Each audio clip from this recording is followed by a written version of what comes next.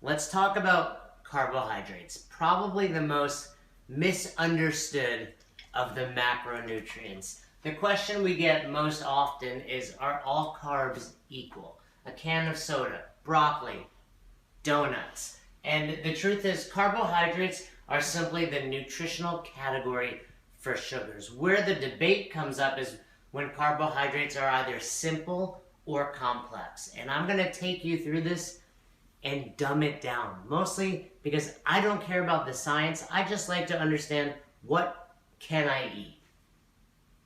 Carbohydrates are created by monosaccharides. That's the most simple thing you need to know. Monosaccharides form together. If you have two, they're disaccharides.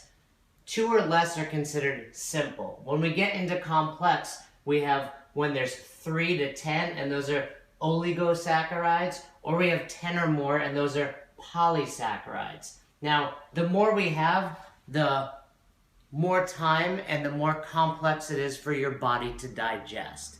So just understand that. Simple ones break down easily. The more complex, meaning the more of those monosaccharides that are formed together, the more complex and the longer digestion takes. Now, the other thing to take into account with that is how those monosaccharides, those most simple forms of sugar, are linked together. So when you have those disaccharides, oligosaccharides, and polysaccharides, how they're linked together is important, because that's whether they are starch or fiber. Big buzzwords, right? Starchy foods versus fibrous foods. And we typically start to consider starchy foods as less healthy and fibrous foods as more healthy. Now, again, they're all just monosaccharides linked together. At the end of the day, that's all they are.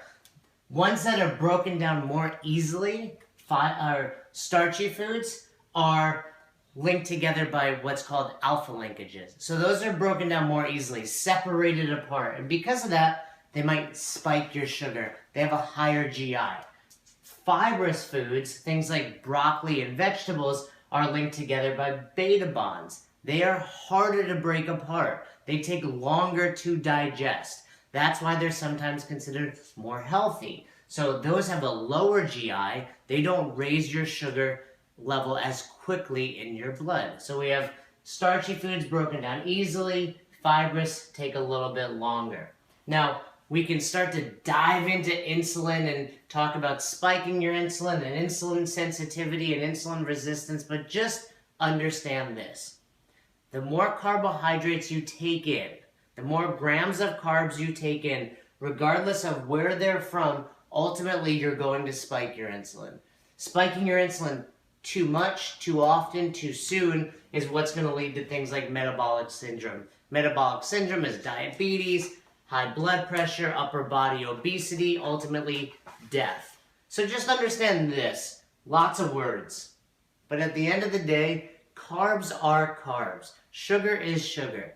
The way in which we break them down, the speed in which we break them down, that's all very important.